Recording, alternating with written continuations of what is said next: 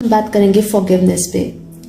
Usually एक ऐसा ये टॉपिक है, बहुत कॉमन है एंड अक्सर लोग इस पे बात करते हैं, बट आज हम थोड़ा सा स्पिरिचुअल एस्पेक्ट में इसको समझने की कोशिश करेंगे कि फॉरगिवनेस क्या है और ये क्यों ज़रूरी है, और बड़े बड़े जो स्पिरिचुअल लीडर्स हैं, गुरुज हैं, क्यों ऐसा कहते हैं कि हमें लोगों को माफ़ कर देना चाहिए। जितना मर्जी आपके साथ बुरा हुआ हो, जितना मर्जी आप हर्ट हुए हो और या आपको दुख मिला हो, समटाइम्स यू फील लाइक मेरे ऊपर तो पहाड़ टूट पड़ा है दुखों का।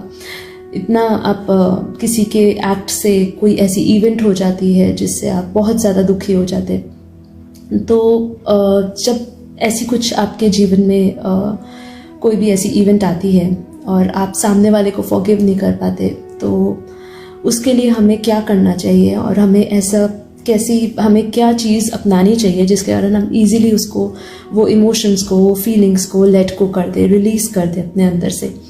तो इसके लिए एक मैं छोटा सा एग्जांपल देना चाहूँगी। एक लेडी हुआ करती थी, Dolores Cannon, which you can search on YouTube also. आप एक डॉलरेस कैनन लिखेंगे तो you will find lot of videos. वो lady is famous for hypnosis. वो hypnosis and past life regressions करवाती थी एंड उनका एक छोटा सा एक्सपीरियंस उन्होंने शेयर किया है। उन्होंने उनके बहुत सारे पेशेंट हुआ करते थे एंड उन्होंने एक पर्टिकुलर पेशेंट का एक्सपीरियंस बताया जिसमें उन्होंने समझाया कि why it is so important to forgive people who have given you pain, suffering या कुछ भी आपके लाइफ में उनके साथ ऐसा कुछ मोमेंट या इवेंट आया हो।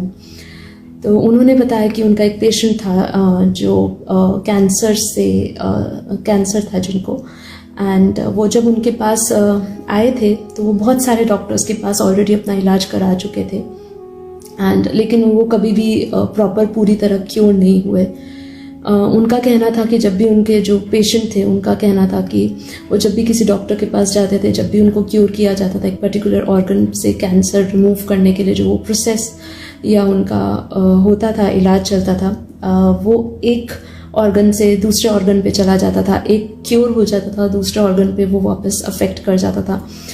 तो उन्होंने अपने जो डॉलरेस कैनन ने जब पेशेंट पे पास्ट लाइफ रिग्रेशन या हिप्नोसिस का जब उन्होंने किया, तब उनसे पूछा कि ऐसा क्या है आपके दिल में, आपके मन में जो आप लेट को नहीं कर पा रहे, जो आपने पकड़ के रखा है, ऐसा कौन सा दुख है, ऐसा कौन सा पेन है। बिकॉज हमारे हर इमोशंस, हर फीलिंग्स कहीं ना कहीं कनेक्टेड होते हैं हमारी डिजीज़ से। हमारी जो फिजिकल बॉडी पे हमें जो भी अफेक्ट हो रहा है वो कहीं ना कहीं हमारे अंदर, हमारे इमोशंस से जुड़ा हुआ है।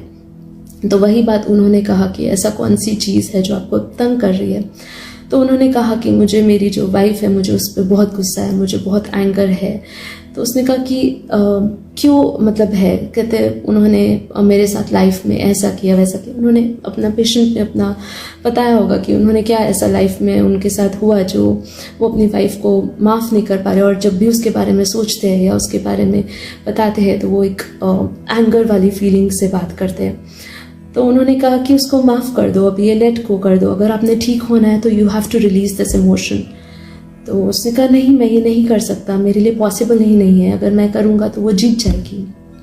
एंड तब एक बहुत अच्छी बात उन्होंने बताई कि अगर आप मर गए तो वो जीत जाएगी, अगर आप जी गए तो आप जीत जाएंगे और वो हार जाएंगी।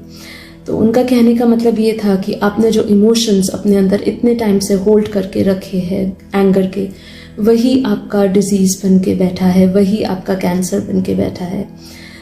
तो अगर मैं इसको एक कंक्लूजन वे में एक कंक्लूड करूँ ये स्टोरी को, कि why it is so important to forgive, because हमने जो भी हमारे जीवन में जो भी रिलेशंस आए हैं, जो भी ऐसी इवेंट्स आई है, वो हमारे कर्मास के थ्रू आए।